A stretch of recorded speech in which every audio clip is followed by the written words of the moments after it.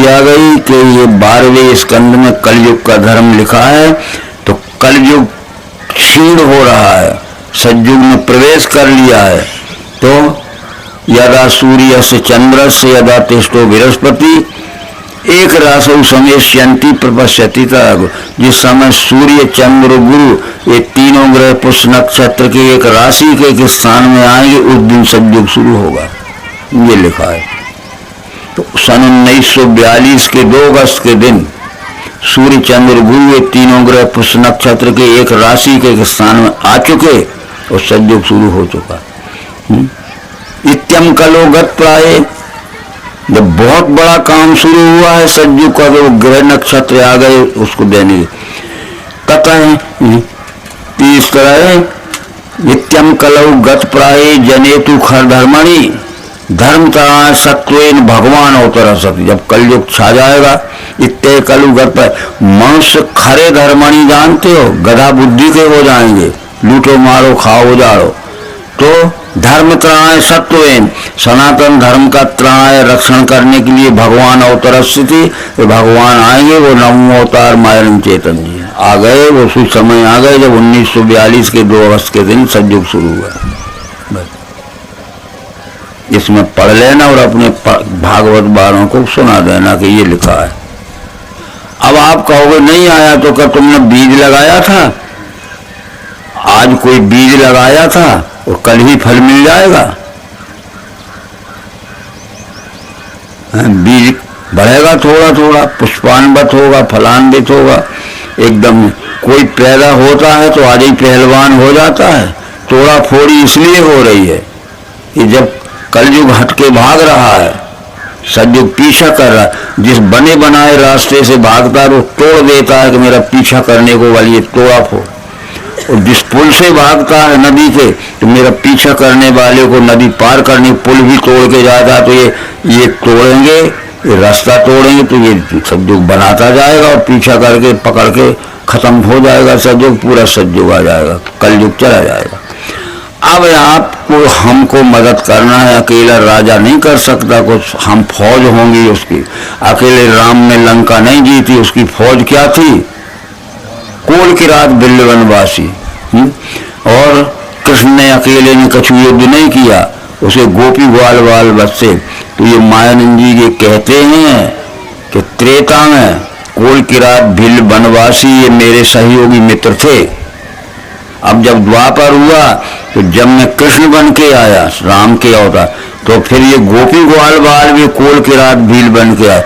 अब मैं कलयुग में आऊंगा बुद्ध अवतार बन के, तो ये बे ही गोपी ग्वाल बाल मेरे साथ देंगे, बाकी वे ठग लोग साथ न देंगे।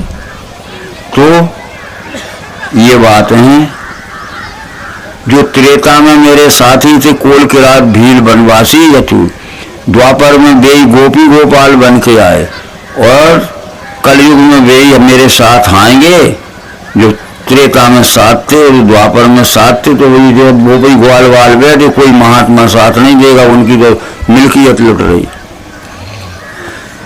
किसी से लड़ना झगड़ना मत, किसी से वाद विवाद मत करना, किसी का खंडन मंडन मत करना, बस सीधा रास्ता खोजो। ये विश्व ही परमात्मा है, ईमानदारी से चलना ही भक्ति है। मार दी बाजी उन्होंने जो शास्त्री महात्मा नहीं थे, ठीक है। जब रामचंद्र जी ने निषाद को ज्ञान दिया, निषाद हम पढ़ते हैं सब बातें, गाना गाते हैं, बाजा बजाते, मटक के खूब बाजे बजाते, वो करो सब, पर ज्ञान समझो। हम गाना तो गाते हैं। रामचंद्र जी ने जब निषाद को ज्ञान दिया, क्या था निषाद? सुन के बट के वैन प्रेम लपेटे अटपटे, वहीं से करुणा ऐन चितय जानकी लखन था।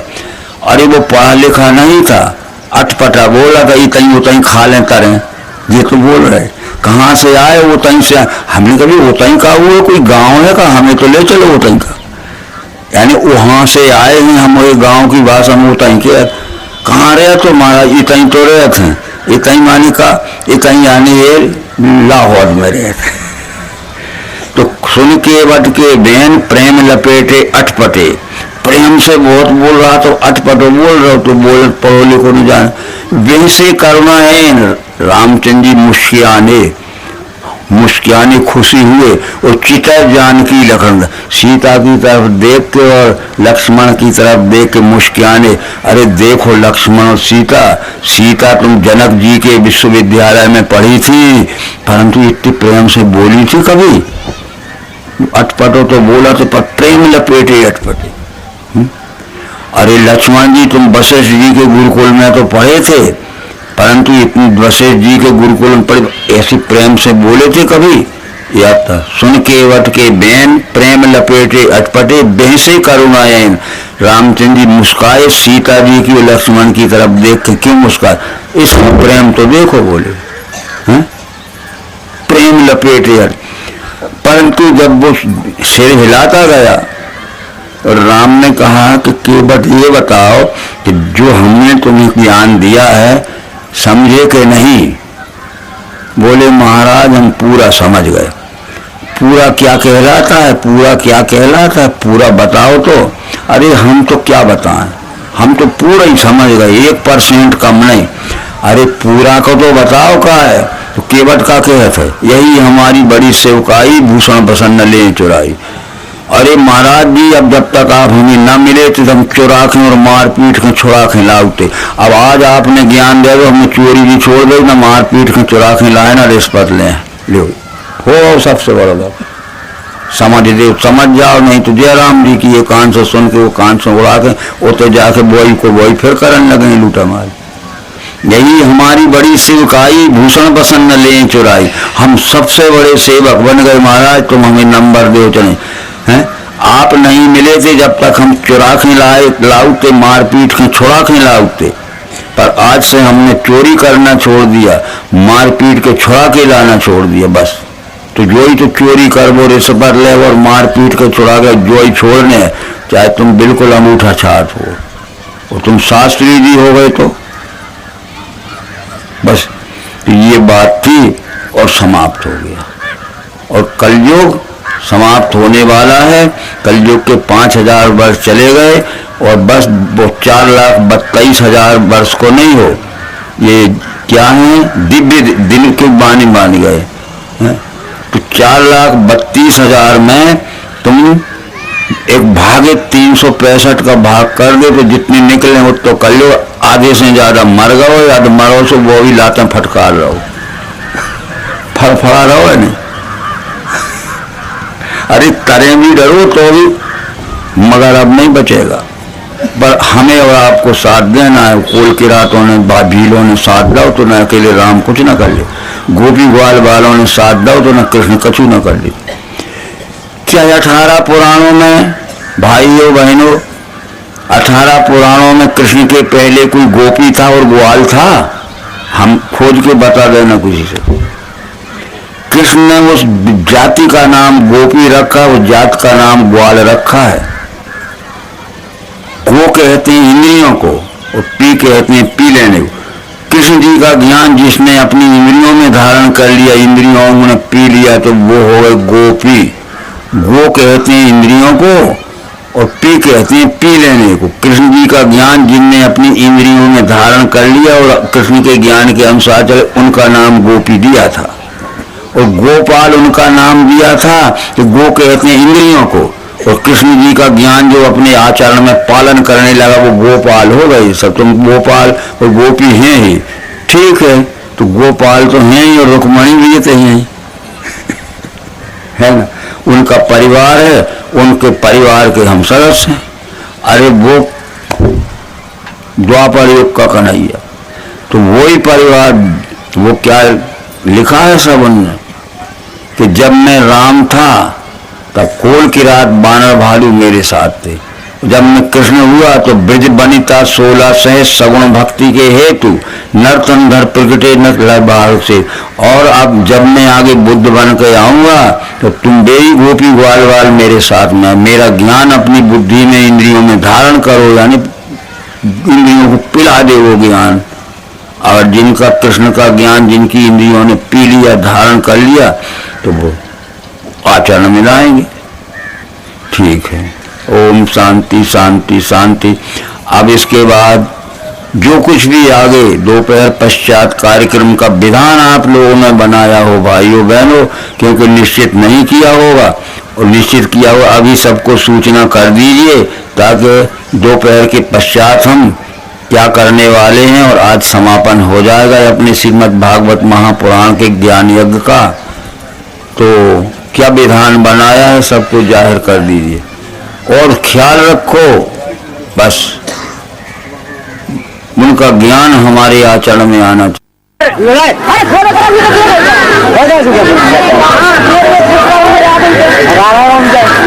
बीच में लाना एक मिनट और बीच में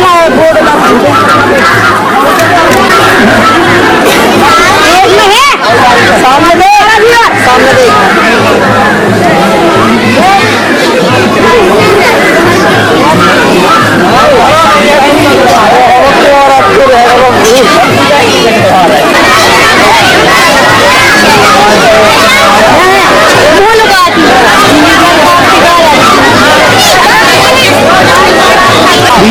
बीच में ना यार थोड़ी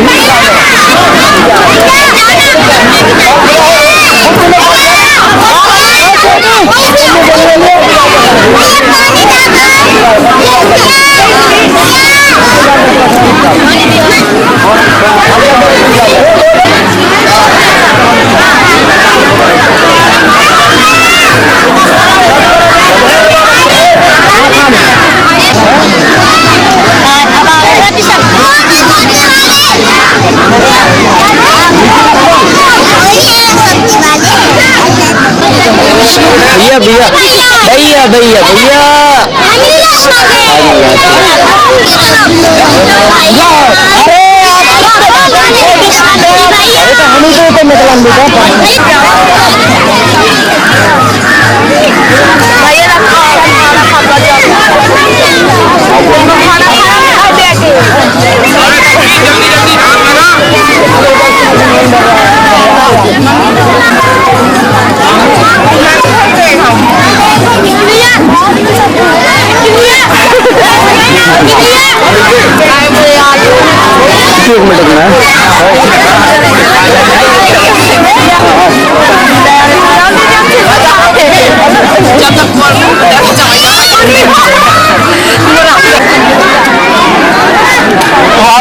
उनकी भी है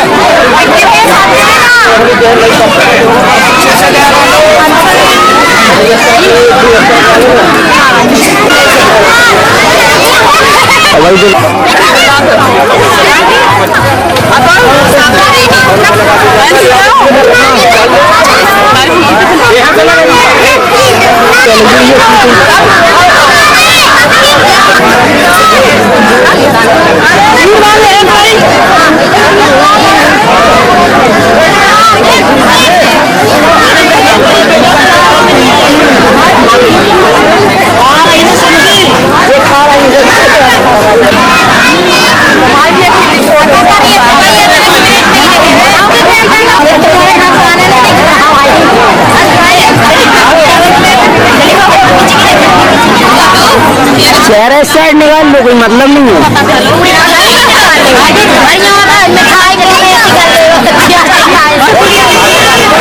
आप तो दूर हो जाओ कम से कम, तो खा लेंगे। इतनी छोटी नहीं है कि आपको जरूरत पड़ेगी खिलाने की।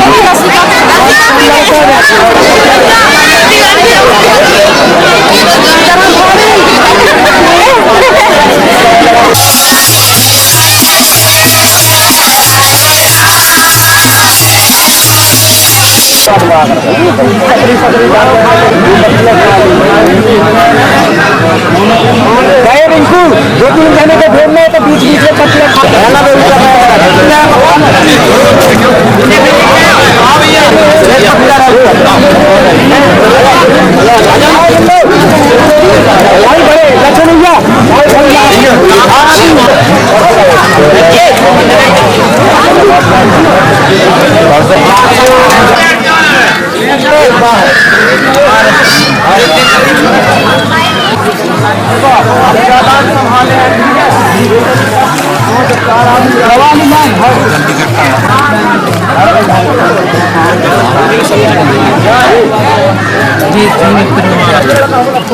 ये एडिट करना करे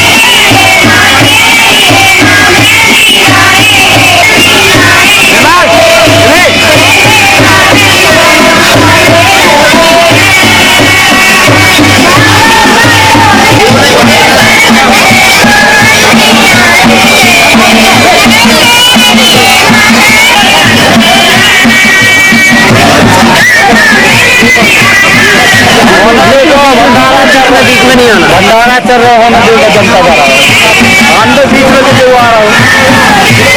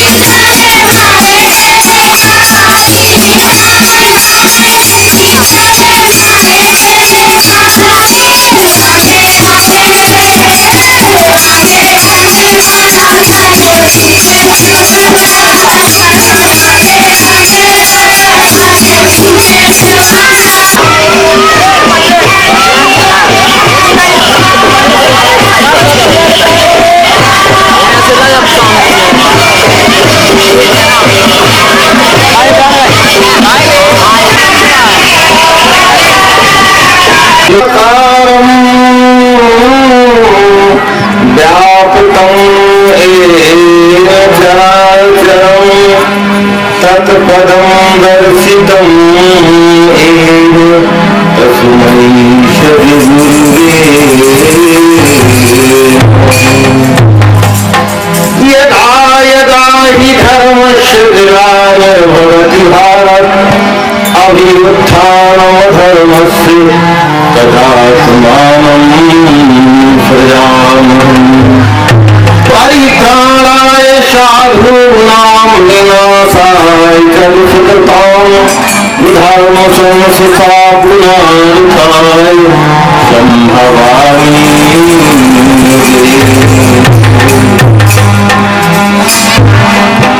तू कपट भाव मन में नहीं, कपट भाव मन में नहीं, सब को सरल स्वभाव नारायण का भक्ति की लगी किनारे तो साईं से सच्चे रहो, साईं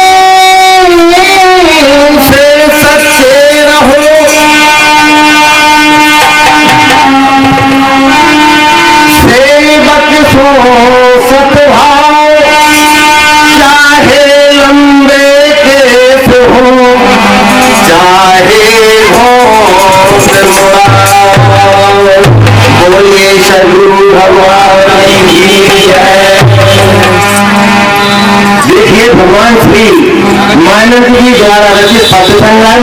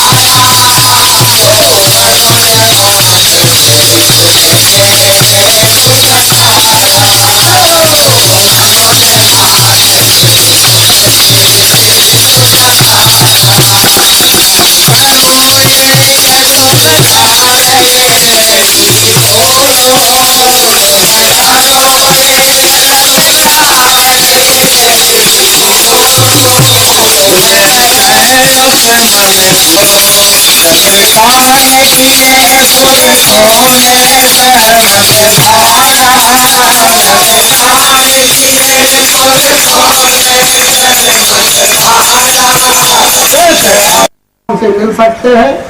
अपना नाम लिखा दीजिए, पैसे जमा कर दीजिए।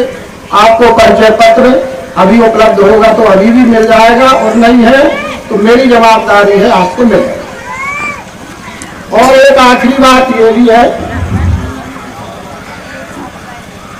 कि यह जो कार्यक्रम है, इसके पहले गोपाल प्रसाद जी ने अपने व्यक्तिगत रूप से अखंड मंडलाकारं व्याप्तं येन चराचरं तत्पदं दर्शितं येन तस्मै सद्गुरुवे नमः। सर्वेषां या शरीरं नित्यं सर्वभूतहिते रतः कर्मणा मनसा वाचा तस्मै धर्मात्मने नमः। यस्माज्जातं जगत्सर्वं यस्मिन्नेव प्लीयते ये नेदं धार्यते चैव तस्मै परमात्मने नमः। सृष्टि के अनादि कारण चराचर रूप में दिखने वाले ये विश्व का नाम ही विश्व रूप परमात्मा है। 4 युगों में 10 अवतार होते हैं। अवतार होने का कारण क्या है ये भी जानना पड़ेगा। जब तक ये अवतार नहीं आते हैं तब परमात्मा को खोजते फिरते हैं लोग, जंगलों जंगलों में, तीर्थों तीर्थों में। जैसे वो कहीं कोठी बना के रह रहा हो, महल बना के रह रहा हो। क्योंकि हम जानते हैं कि विश्व का रूप ही विश्व रूप परमात्मा है। वो विश्व चराचर सृष्टि के रूप में दिख रहा है। आज जहां हम बैठे हैं इस मानव जगत में कोई अतिशयोक्ति नहीं है और न कोई झूठी बात है। जितना ये मानव जगत है जिसमें उत्तर दक्षिण अमेरिका, एशिया, यूरोप, ऑस्ट्रेलिया और अफ्रीका है, उसके अंतर्गत हमारा भारतवर्ष भी है। कोई भी महात्मा ये नहीं कह सकता कि विश्व ही विश्व रूप परमात्मा। कारण ये सनातन विद्या है जो विश्व रूप परमात्मा को पहचान दिखाकर पहचान कराने वाला ज्ञान है, वो उनके पास नहीं रहता। किताबों में लिखा हुआ पढ़ पढ़ के सुनाते हैं। परंतु एक बात का यहाँ ध्यान रखिए, जब श्री रामचंद्र जी का अवतार नहीं हुआ था उस वक्त भी बड़े बड़े महात्मा थे, बड़े बड़े ज्ञानी थे, मानते थे कि विश्व परमात्मा है, पर जानते नहीं थे कहाँ है। ये बात आपने रामायण में पढ़ी होगी, भगवत गीता में भी कृष्ण जी ने कहा है। क्या पढ़ा होगा, ध्यान से सुनिए। सुरमुनि गंधर्व मिलकर सर्व गए विरंच के लोका। देवता मुनि देव ऋषि महर्षि ब्रह्म ऋषि बड़े बड़े महात्मा इकट्ठे मिलजुल कर ब्रह्मा जी के पास गए थे, रामायण में लिखा है। बैठे सब सुनकर ही विचारा, कहाँ पाइए प्रभु कर ही पुकारा। ये सब मिलजुल कर इकट्ठे बैठकर विचार करने लगे, जैसे हम सब बैठे हैं, वो परमात्मा कहाँ मिलेगा जिसको हम पुकार के बुला लें। जैसे कहीं बैठा हो कि आओ हम मिलने आए हैं, दर्शन दो। परंतु हम अधूरे ज्ञानी रहते हैं ईश्वर के विश्वरूप परमात्मा के विषय में, अंधविश्वासी रहते, मानते हैं जानते नहीं हैं। उनमें एक पंथाई बोले, अपने में भी बहुत पंथाई होंगे, कोई किसी को मानता है कोई किसी को मानता है। इस समय परमात्मा वैकुंठ में मिलेगा, वहां चलना पड़ेगा। पूरे वैकुंठ जान का है कोई, चलो वैकुंठ में बैठा होगा कहीं कोठी बना के, महल बना के, मंदिर बना के।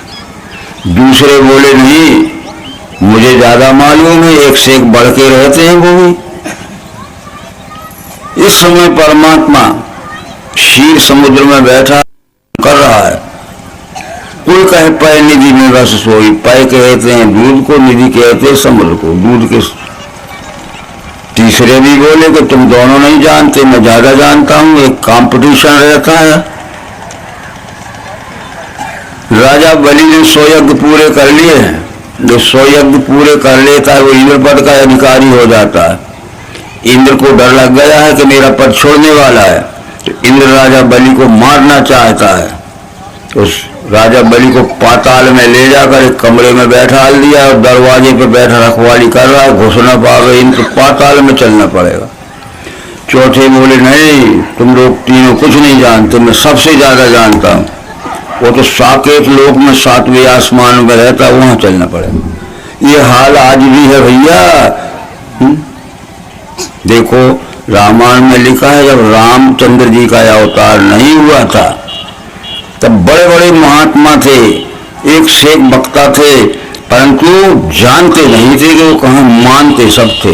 आज भी हमारे देश में और हमारे देश से अलग देशों में सब मानते कि ऊपर हाथ जोड़ता है, कोई पूरब में हाथ जोड़ता है, कहीं जोड़ता है। परंतु उस उतनी बड़ी समाज में एक ही जानने वाले थे, लाखों व्यक्तियों में, लाखों ज्ञानियों में, वो थे पार्वती पति शंकर जी। वो चुप बैठे थे। तब उनसे कहा गया कि आप भी तो बताओ, आप क्यों चुप बैठे हो। तो वो देवी पार्वती से कहते हैं कि जब मुझे बोलने का मौका दिया गया तब मैं बोला, नहीं तो ना बोलता। वो नारियों की समाज में वाद विवाद ही करना था। 30 समाज गिरजा में रही हूं। गिरजा पार्वती को कहते हैं क्योंकि हिमांचल राज की पुत्री थी। 30 समाज गिरजा में रही, अवसर पाए बचन कछु कहूं। मुझे बोलने का अवसर दिया तो मैंने बताया कि तुम कुछ नहीं जानते चारों लोग। देश काल दिस विदुषु माही, कहो सुजान प्रभु नाही। ऐसा कौन सा देश है, कौन सा भूत भविष्य वर्तमान काल है, कौन सी दिशा पूरब पश्चिम उत्तर दक्षिण है, और उनके बीच में भी कौन सी विदिशा ईशानाग्नि नैत्य वायु है। देश काल दिस विदुषु माही, कहो सु कहाँ जात। अरे प्रभु व्यापक सर्वत्र समाना, प्रेम से प्रकट में जा। वो तो परमात्मा सर्वत्र व्यापा हुआ है, समान व्यापा हुआ है। ये विष्णु ही परमात्मा है। उमाजे रामचरण रथ, विगत काम मद क्रोध, निज प्रभु में देखें जगत काशन करें। जो राम के ज्ञान से समन्वित हैं, और जिनके अंतःकरण में से काम मद क्रोध के विकार निकल गए, उनको सारा जगत अपने प्रभु का स्वरूप दिखता है। जगत एव हरि, हरि एव जगत। बहुत सी बातें हैं। ये विश्व ही विश्व परमात्मा है। इसको छोड़ के न कहीं विश्व के बाहर परमात्मा, न विश्व के भीतर परमात्मा है, न कोई दिशा में है, न कोई विदिशा में है। बस व्यापक विश्व रूप भगवान। ऐसे बहुत से प्रमाण आएंगे। आज 7वें दिन आज हम समापन की ओर जा रहे हैं। वेद काल में जो था उनमें यही बताया गया था, वेद काल के तत्वदर्शियों ने, कि विशन्ति प्रविष्टानि भूतानि यस्मिन् यो पृथ्वी वायु आकाश आदि भूतेषु प्रविष्टा स विश्व। विशन्ति प्रविष्टानि भूतानि यस्मिन् यो पृथ्वी वायु आकाश आदि भूतेषु प्रविष्टा स विश्व। पृथ्वी के रूप में दिख रहा है, वो वायु के रूप में दिख रहा है, जो आकाश के रूप में दिख रहा है, ये विश्व ही विश्व रूप परमेश्वर। यह बात सवेरे ही आ गई थी कुछ संक्षिप्त उपदेश में। इस तरह से जब अवतार आते हैं तब इस परमात्मा के विषय में जो भ्रमित हो गए हैं लोग, उनका भ्रम निवारण करने के लिए ये पहचान कराते विश्व ही परमात्मा है। नाम अवतार मायानंद जी आ गए। कृष्ण जी जब नहीं आए थे, जब भी यही बात थी, मानते थे सब। कृष्ण जी ने बताया कि व्याप्त है सम सर्वत्र परमात्मा, यह देख के फिर आत्म प्रेम नहीं त्यागे वो पावे परम गति। अनेक भाव सृष्टि के देखे एक ही रूप में, उसी से विश्व है जाने ब्रह्म संपन्न हो। पर विश्व अकेले पृथ्वी लोक को नहीं कहते, ये पृथ्वी तो उसमें का एक पिंड है। सूर्य, चंद्र, मंगल, बुध, गुरु, शुक्र, शनि, अरुण, वरुण, यम और जो आकाश गंगा दिखती है, नेबुला, निहारिका, सबकी अखंड एक रूपता का नाम विश्व है। यह ज्ञान नहीं हुआ होगा हम सबको तो मानवता अंधविश्वास से, अज्ञान से मानेगी ईश्वर को, लड़ेगी झगड़ेगी ईश्वर के नाम पर। मानना अलग होता है, मानना होता है सुनकर और जानना होता है देखकर। हमने पढ़ा था देवो देवालय प्रोक्ता सजीव केवल शिवा, त्यजेत ज्ञान निर्माल्यम सोहम भावेन पूजेत, अभेद दर्शनम ज्ञानम ध्यानम निर्विषयम बना। जो हमें भेद दिख रहा है मानव मानव में, ऊंच नीच में, छुआछूत में, अभेद दर्शनम ज्ञानम, जो भेद दिख रहा है भेद में, अभेद का दर्शन कराने वाले बोध का नाम ज्ञान है। और जिंदगी में कभी ना भूलना उसका नाम ध्यान है। हम कहते ज्ञान ध्यान से चलो, तो ज्ञान करें किसका? देखी हुई वस्तु को जिंदगी में कभी ना भूलने का नाम ध्यान है, और उसको दिखाकर पहचान कराने का नाम ज्ञान है। ज्ञान ध्यान से चलो तो कोई आंख मूंदता है, कोई कुछ करता है। अभी जो एक ऋग्वेद का मंत्र गाया गया था, जहां ऋग्वेद समाप्त होता है उसमें 10 मंडल हैं, 10 कांड हैं। ऋग्वेद में जो आदि नारायण थे उन्होंने कहा है कि हे मनुष्यों, इस विश्व की ओर देखो। वो संस्कृत में कुछ श्लोक हैं, संगच्छद्वम संबद्वम संभो मनांस जानताम, देवा भागम यथा पूर्वे सज्जना नाम उपास्ते, समानो मंत्र समिति समानी समानम मना सचित्त में साम, समानम मंत्र मभिमंत्री एवं समानैन वो हविषा जो होगी, समाना आकुति, समाना हृदयानुगा, समान मस्तु वो मना यथा वस्तु सुहासती। हे संसार के मनुष्यों, तुम सबकी सलाह एक होना चाहिए ईश्वर के विषय में। कोई कुछ कहता है, कोई कुछ कहता है। समानो मतलब समिति समानी, और तुम सबकी संसार का कार्य चलाने वाली समितियां जो हैं, कमेटियां जो हैं, वे एक विचार की होना चाहिए। समानो मंत्र समिति समानी समानम मना, तुम सबके मन के विचार एक होना चाहिए। समानैन वो हविषा जो होगी, और जो तुम भी पूजा पाठ उपासना व्रत करते हो, तुम्हारे एक शरीर होना चाहिए, ठीक है। और तुम सब मिलजुल के रहोगे और तुम्हारा एक ही देवता होगा विश्व रूप ईश्वर, तो जिंदगी में कभी दुख शांति नहीं होगी। और तुम इधर उधर भिन्न से भटकते रहोगे तो मत पंथ बना लोगे, आपस में लड़ोगे मरोगे। बस जो निज निज मति से भिन्न भिन्न है गाया, सो सब है मायानंद का है ब्रह्माया। भगवत गीता के प्रबोधक 8वें अवतार कृष्ण जी ने कहा कि पृथ्वी जल अग्नि वायु आकाश मन और भी अहंकार यही मेरे प्रकृति के 8 अंग हैं।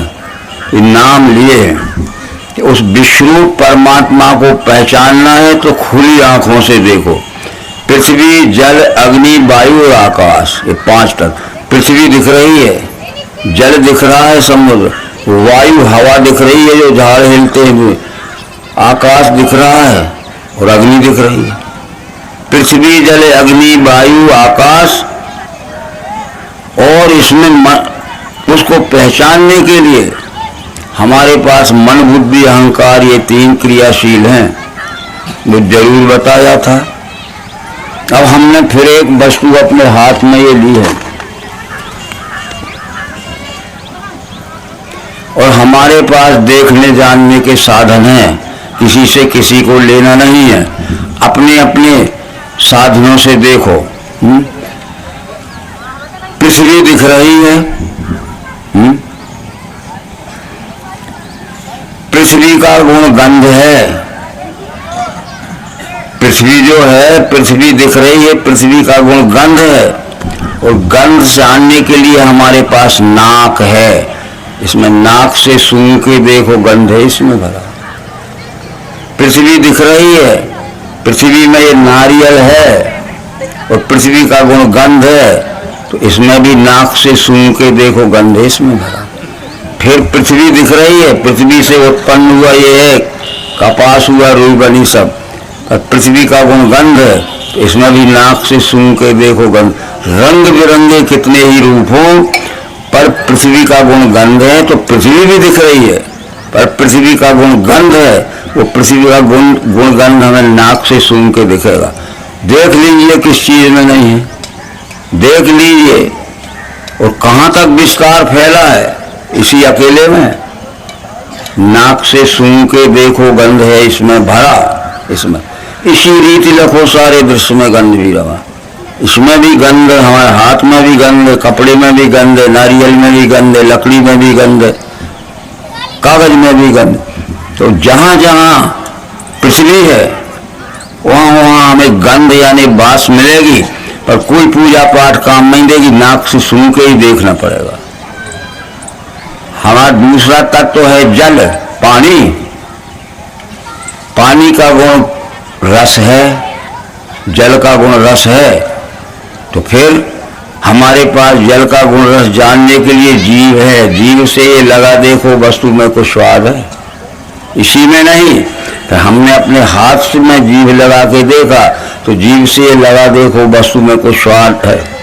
इसमें भी हम जीभ से चख के देखते, इसमें रस है, कुछ स्वाद है, खट्टा खारा मीठा कुछ हो। इसी रीति लखो सारे दृश्य में गंध भी वो रस भरा हुआ है। जीव से ये लगा देखो, जीव से ये लगा देखो वस्तु में कुछ स्वाद है। वैसे ही विश्व में भी है रस भाव भरा हुआ। कागज में जीभ लगाओ, लकड़ी में जीभ लगाओ, कपड़े में जीभ लगाओ और किसी अपने में जीभ लगाओ, जीभ से जब देखोगे वो रस ही मिलेगा। तीसरा तत्व क्या है? अग्नि है। अग्नि का गुण रूप है। रूप देखने के लिए अग्नि की क्रियाशील ज्ञान भी आंख अपने पास है। अपनी आंखों से देखो दिखता है पदार्थ है, यही नहीं अपनी आंखों से देखो दिखता है पदार्थ है, यही नहीं अपनी आंखों से देखो दिखता है पदार्थ है। ये इसी तरह से विश्व में भी रूप का दिखना भरा हुआ है। चौथा गुण क्या है जी? वायु है, हवा। वायु का गुण क्या है? स्पर्श है। तो वायु स्पर्श ध्यान में यहाँ मुलायम है, इसे हाथ लगा देखो आता है, इस बार जगह खुरदरा है, कहीं चिकना है, कहीं गीला है, कहीं सूखा है।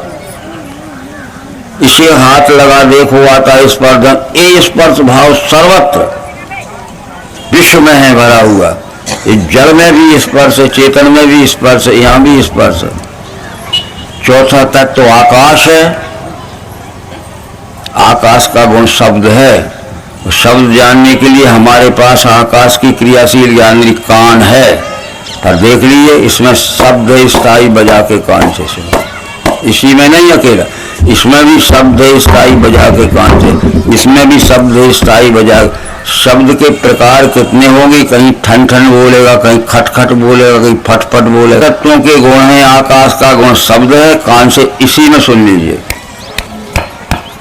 वायु का गुण स्पर्श है, छू के स्पर्श करके देख लीजिए कैसा खरोदरा है, चिकना है, कठोर है कि मुलायम है, गीला है कि सूखा है। अग्नि का गुण रूप है, अग्नि की क्रियाशील गंध, आंख से देख लीजिए कि रंग बिरंगे रूप दिख रहे हैं। जल का गुण रस है, जल की क्रियाशील जीव है, जल की क्रियाशील जीव।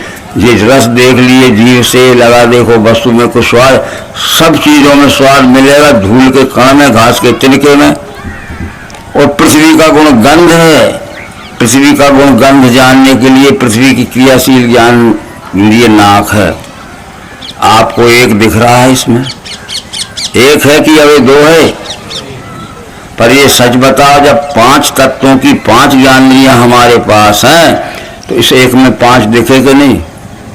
और फिर इस एक में, और इस एक में, इस चेतन एक में, इस जड़ एक में, जो बाहर भीतर जड़ चेतन में सम है, जो बाहर भी है रस रूप से, बाहर भी है जल रूप से, और भीतर है रस रूप से। जो बाहर है पृथ्वी रूप से तो गंध है, गंध भीतर है गंध रूप से। तो हमें इसमें बाहर जो है जल, पर जल का गुण रस इसके भीतर वो जीव से मालूम पड़ेगा, और बाहर है जो जल वो आंख से दिखेगा। तो जल है स्थूल और रस या स्वाद। तो क्या इसमें से एक भी निकाला जा सकता है कि हम इसमें से रस निकाल के अलग धर दें और जीव से लगाना स्वाद ना हो? इसमें से बाहर गंध निकाल के अलग रख दें और फिर नाक से सूंघे तो बास हो? तो इस तरह से 5 तो हैं, परंतु ये 5 अखंड जुड़े हुए, एक भी अलग नहीं हो सकता। तब सब कुछ पढ़ा होगा हमने कि व्यापक व्याप्य अखंड अनंता अचल अमोघ शक्ति भगवंता। व्यापक कहते हैं निराकार को, और व्याप्त कहते हैं साकार को। इस साकार में निराकार रूप से रस रूप से जल ही भरा है, इस साकार में निराकार रूप से गंध रूप से पृथ्वी ही भरी है, इस साकार में निराकार रूप से क्या है, शब्द गुण से आकाश भरा है। पर ठोकोगे तो पता लग जाएगा। इसलिए साकार निराकार दो अलग नहीं होते हैं, इन सब का विचार करना पड़ेगा। परंतु हम भ्रम से बहुत दूर भटक गए हैं। ये सारी बातें अब हम देखेंगे फिर रामायण में, क्योंकि रामायण पढ़ते हो पर रामायण में खुलासा नहीं है। जो ज्ञान विद्धि प्राप्त कर गया होगा, जिसको दिव्य दृष्टि प्राप्त हो गई है, वो रामायण समझ सकेगा और कोई नहीं समझ सकता। क्योंकि रामायण अपने गुरु नरहरिदास से दिव्य दृष्टि प्राप्त करके तुलसीदास ने लिखी है, बस ये समझ लें। और जब तक दिव्य दृष्टि हमें प्राप्त न होगी तब तक हम रामायण को घर में रखें, चाहे वो कंठस्थ कर लें और चाहे कुछ भी पूजा करते रहें, उसमें लिखा हुआ ज्ञान समझ में नहीं आ सकता। अब एक बात यहाँ आती है कि वो क्या करते हैं। गुरु भी 3 प्रकार के होते हैं, तत्वदर्शी सदगुरु, सदगुरु और गुरु। तत्वदर्शी सदगुरु उसे कहते हैं जो देखे हुए को दिखा सकता है, जो देखा है और जैसा देखा है वो देखे हुए को वैसा ही वैसा दिखा सकता है। और गुरु कहते हैं जो केवल सुना सकता है कि सब में परमात्मा है, सब में परमात्मा सर्वव्यापी है। उससे कहोगे सर्वव्यापी है परमात्मा तो इसमें कैसे है? वो कोई इसमें कैसे होगा?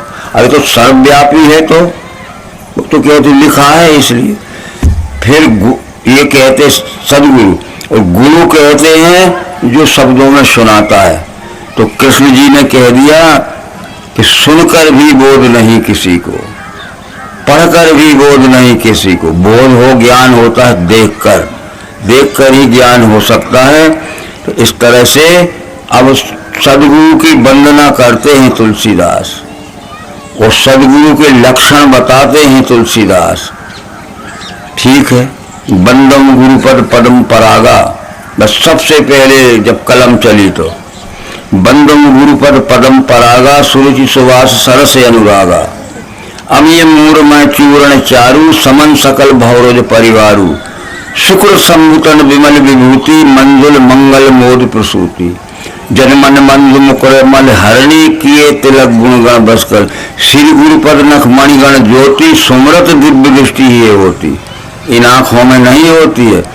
ही नाम अध्यात्म की भाषा में हमारे अंतःकरण को कहते, जहाँ अहंकार मन बुद्धि और चित्त ये चारों रहते। हमारे अहंकार को, जो अहंकार है, हमारे मन को, जो चंचल मन है, हमारी बुद्धि जो भटक गई है ज्ञान से, हमारा चित्त है। ये अहंकार को, मन को, बुद्धि को और चित्त को विवेक का ज्ञान देने वाले बोध को दिव्य दृष्टि कहते हैं। उगड़ी विमल विलोचन ही के, फिर हमारे भीतर जो अज्ञान का भ्रम भरा था, उगड़ी यानी भीतर की आंखें खुल जाती हैं, बाहर की आंखें तो यही हैं। उगड़ी विमल विलोचन ही के, मिटही दोष दुख भव रजनी के, फिर सूझही राम चरित मणिमाणक, फिर राम दिखने लगते। कहाँ दिखने लगते हैं कि एक जगह रखे हैं क्या कहीं?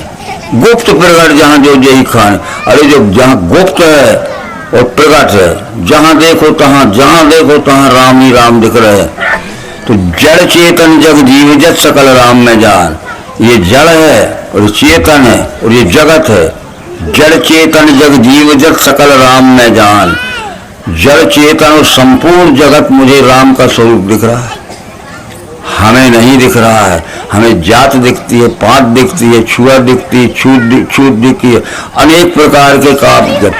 पुनरावृत्ति भी की गई है बार बार, आकर 4,84,000 जाति जीव जल थल न बासी। अरे सिया राम में सब जग जानी, सिया राम में सब जग जानी। आज के ज्ञानी वक्ता जो हैं रामायण की या गीता के, वे कहते जगत झूठा है। वो क्या कहते हैं? आकर 4,84,000 जाति जीव जल थल न बस, 4 खाने की 84 लाख योनि की जो सृष्टि है। कुछ जल में रहते हैं पानी के जीव जंतु, कुछ थल में रहते हैं झाड़ पेड़ जानवर और मनुष्य जो जमीन में चल, और कुछ आकाश में उड़ते हैं पक्षी, आकाश में उड़ने वाले, थल में रहने वाले मनुष्य, झाड़ पेड़ आदि, और जल में रहने वाले जितने भी हैं। इस साकर जा 4,84,000 जाति जीव जल थल में सिया राम में सब जग जाने, ये सारा जग सिया। अब ये बातें हमारी समझ में नहीं आती हैं कि कैसे जानी, उसकी जानने की विधि क्या है, युक्ति क्या है। बस इस तरह देख लीजिए, जो 5 तत्व हैं, प्रथम तो ये 5 तत्व स्थूल हैं। हमने 5 तत्वों के स्थूल सूक्ष्म स्वरूप अपने साधनों से देखे, फिर पुनरावृत्ति करते हैं ये वस्तु है। पृथ्वी है, पृथ्वी का, ये पृथ्वी हमारी आंख से दिख रही है या आंख से दिख रहा है? पृथ्वी तो है, पर पृथ्वी का गुण क्या है? गंध है। और पृथ्वी का गुण गंध है, तो पृथ्वी का गुण गंध जानने के लिए आंखें हैं कि नाक से सूंघ के जानोगे? भैया तुम बंद मत करना, मैंने बार बार समझा दिया था इनको कि वो डिस्टर्ब न। ठीक है, तो पृथ्वी है स्थूल, आंख से दिखती, पर गंध का इन आंखों से दिखता है।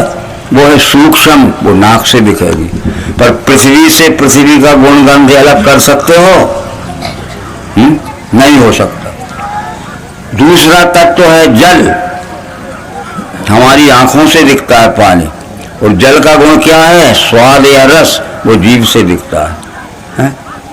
जीभ से ये लगा देखो वस्तु में कुछ स्वाद है, वैसे ही विश्व में भी ये रस भाव भरा हुआ। तो क्या जल से जल का गुण रस या स्वाद अलग कर सकते हो? जल है साकार, रस है निराकार। पृथ्वी है साकार, गंध है निराकार। बैठ जाओ। फिर तीसरा तत्व क्या है जी? अग्नि है। अग्नि का गुण है रूप। तो उसको देखने के लिए आंख है, अपनी आंखों से देखो, दिखता है तो रूप दिखता है। आंख बंद कर लोगे तो प्रकाश भी फैला है और रंग बिरंगे रूप बैठे पर कुछ नहीं दिखेगा, और रूप भी दिख रहे हैं और आंख भी खुली, और प्रकाश बंद हो जाए तो खुली आंख से भी नहीं देख। तत्व दृष्टि से जो अग्नि है वही ज्ञानेंद्रिय आंख है और दृश्य गुण में वही रूप है। पर चौथा क्या है अपने पास? वायु।